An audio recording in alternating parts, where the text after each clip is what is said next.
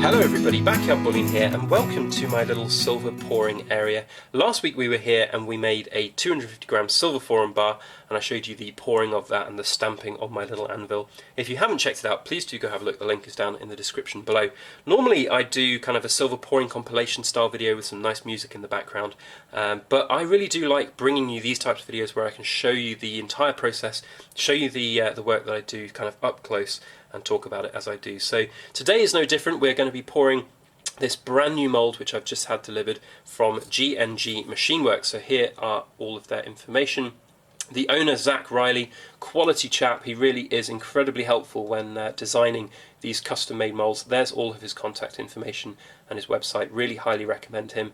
Predominantly he does graphite moulds for the glass industry, but graphite is graphite at the end of the day and it works just as well for silver as it does for glass. And he's really, really good. He's very involving in the whole process of the design of these custom moulds, and if you're a budding silver pourer looking for someone to make you a special mould or a logo bar or something like that, then he is the man to talk to. Go over there and check him out and make sure that you tell him that Backyard Bullion sent you his way. So we are going to be pouring this 4-finger Kit Kat bar, and this is actually a very special mould because our Dubstack's, full credit to him, he has donated this mould to the Backyard Bullion mould stack, which is growing ever bigger by the month at the moment. But huge thank you to him. He got in touch. He'd seen a couple of pieces which I made probably about a year ago now, actually, where I had a similar mould. It was a slightly smaller mould, actually, of a 4-finger Kit Kat bar. And he really wanted one, but unfortunately that mould had broken. It was very small, and the sort of spurs between the fingers of the Kit Kats were very thin, and one time it got stuck in the mould, and getting it out of the mould, it unfortunately broke them. So he commissioned this mould, he paid for it, he donated it to Backyard Bullion, so massive thank you to him. It really does make a difference. That said, this is not an exclusive mould for him and him alone. If you like this when we're pouring it, hopefully we're going to pour it and it's going to come out all right. You know, as you can see, I haven't even poured it into it yet, so hopefully it's going to work. Then do get in touch and let me know if you'd like one. It's not exclusive by any means. Now, the silver is coming up to temperature, so what I need to do is I need to get this all nice and hot. With any new mould, it's important to kind of burn off any dust, give it a good old rub with some tissue paper, make sure that all of the sort of little bits of graphite dust are off it, and get it really nice and warm so that hopefully when we pour in, it takes the mould nicely. But yeah, so wait here, I shall not be too long, and I'll be back when we are ready to pour some silver. Okay, so everything is up to temperature. There's nothing left to do really than pour the silver and hope that everything works. It's always an unknown when you have a brand new mould, so wish me luck.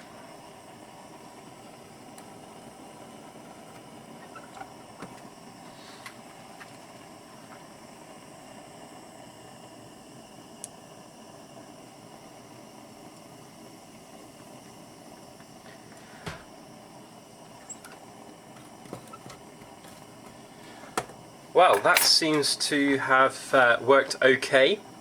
It certainly filled the mould. I don't know how much it weighs. I think I put about 7 ounces into the crucible. So it's filled it up quite nicely. You've got some amazing ripple lines, look at that. I do like it when you get a sort of a deep mould that has the capability of taking a few extra seconds to cool. Now the question will be whether or not it comes out of the mould nice and easily, and I have a suspicion that it probably won't come out really easily. Yeah, I think it's pretty in there hard. So let's take a break. I'm going to get it out of the mould and we'll share you with the results. So here we go. It did come out of the mould eventually. It took a little bit of persuading and I was a little worried at some point that I had to grab a hammer and smash the mould. But no, it did come out in the end, which is really good. Really cool definition on these Kit Kat fingers. They look really, really good. And of course the ripples on the back. Nice deep mould, so it gets some really cool ripple lines. So dead chuffed with that. Let's weigh it. Let's see what it comes out as. As I said, I put about 7.5 ounces in the crucible, so I reckon it's around that. So 226 grams. Let's do a bit of mental maths. It's probably just over 7 ounces. I can't do the maths in my head, but I think it's about 7.1, 7.2 ounces. So that's really good. Really happy with that. Now our Dubstacks wants to have 3 of these in total, so I'm going to go ahead and pour 2 more of them, and then we're going to jump over to the stamping block and we're going to stamp them up for him.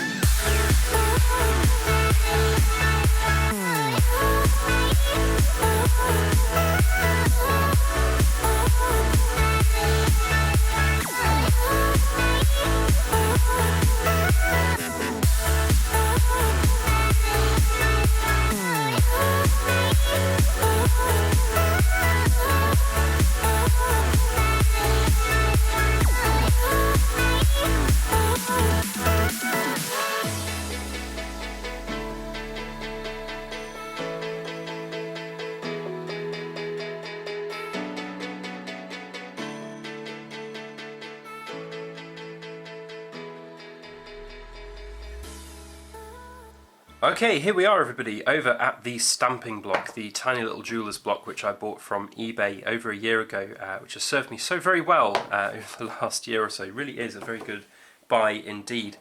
Now, we are going to be stamping up these Kit Kat bars, and what we've decided with our dub stacks is basically we're just going to go for a simple backyard bullion stamping. These are not part of the kind of leaf ripple series, they're just going to be kind of standalone pieces. But he wants to have my backyard bullion logo, so we're going to stamp that basically just in the middle of the bar as close as possible. Now, one of the best things about this stamping block is that it's got a hard steel surface as well as a very hard, yet it gives a tiny bit rubber surface. And if you're out there and you're looking at things that you want to get started on silver pouring, silver stamping, then get yourself something like this, because it really does work wonders and it doesn't damage the underside.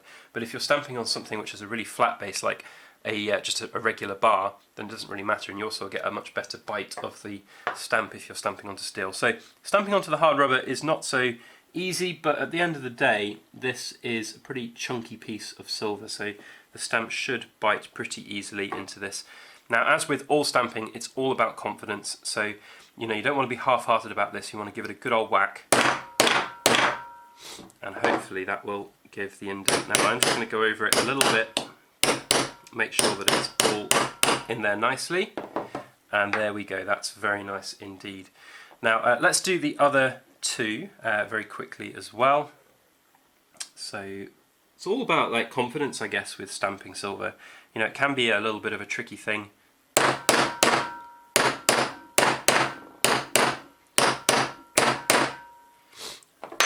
And I have many a time messed up a perfectly good piece of silver, rather annoyingly as well, because I don't know, I was a little bit cautious, or I didn't stamp with enough gusto and vigour, and it just kind of, the stamp will bounce sometimes and it will leave a double impression. And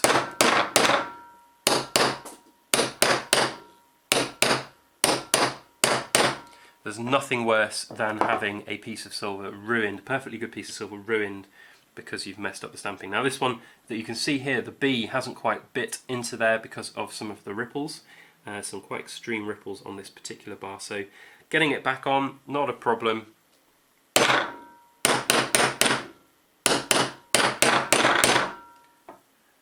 There we go, we can see the B now. Now, rather interestingly, and I don't know, by cosmic happenstance or just sheer luck, all three of these bars weigh within a gram of each other. So these are all about 7.2 ounces, well, pretty much bang on 7.2 ounces each, which is really, really good. I surprise myself sometimes with how lucky I can be, and to get all of these within a gram of each other is literally a complete fluke. So that is very impressive indeed. So we're going to stamp them 7.2 ounces. We're going to do them at the top here. 7.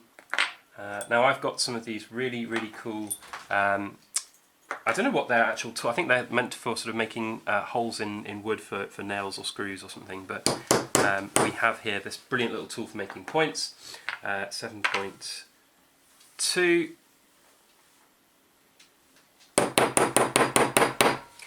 And then these are going to be OZT for ounce troy.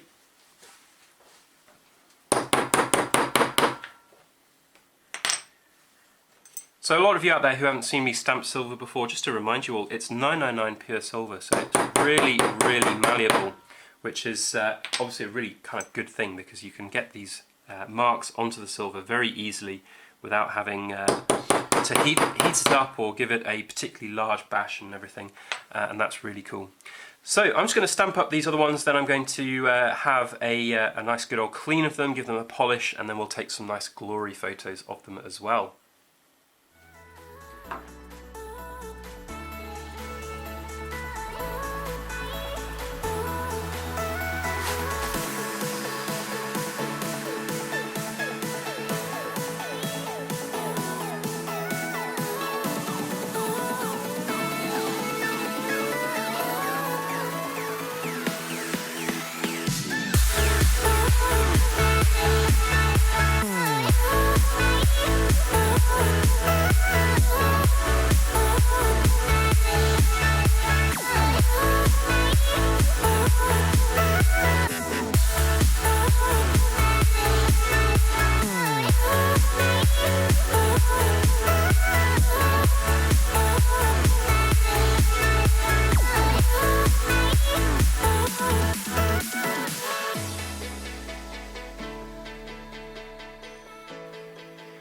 Okay, here we are. Here are the results. We've got them all cleaned and polished now, and really does accentuate the ripples when you get it all nice and shiny. I really like these. I think they've turned out really well.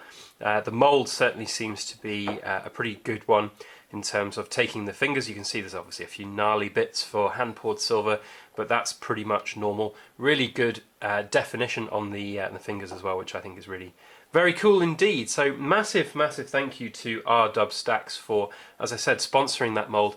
If you guys are particularly interested in grabbing hold of a piece from this particular mould like this, the 4-finger Kit Kat bar, as you can see, I can pretty much get them out to 7.2 ounces because I've managed to do that 3 times in a row, which is pretty fluky to be honest, but hey ho. So do get in touch if you want. The only last thing to do with these is to have them hallmarked by the Edinburgh Assay Office. So for those who don't know, that means sending it off to Edinburgh, where they will chemically test samples of the silver which I send up. So some of these might be sampled, and if they are, then you know, they'll have a little drill hole which will be filled in by the Edinburgh Assay Office. Very good actually at the moment in sorting out all of the pieces which might need to be tested. They do it very well, and we're aiming to have the hallmark put underneath the BYB here, nice big hallmark, so that we can see that in all its glory. And then they are all done. But I'm really chuffed with the way these have come out. I think they look really good. But do share your thoughts as well. I'd love to get some feedback from you guys out there on these particular pieces. I hope you enjoyed this little escapade onto my silver pouring day. I really do enjoy sharing these types of videos with you guys. So again, do please feedback on this type of video, whether you like it, whether you'd like to see more of it, that kind of thing. That would be really helpful. If you like this video, please put a thumbs up on it and share it around on your social media. That would be very helpful indeed. And if you haven't already, please make sure that you hit that subscribe button. And if you hit that subscribe button, hit the alarm bell and you'll get notifications when I upload future videos. Otherwise, all that's left for me to say is a massive thank you to everybody for watching, especially to R-Dub Stacks for buying this mould. And make sure that you like, share, comment and subscribe for more.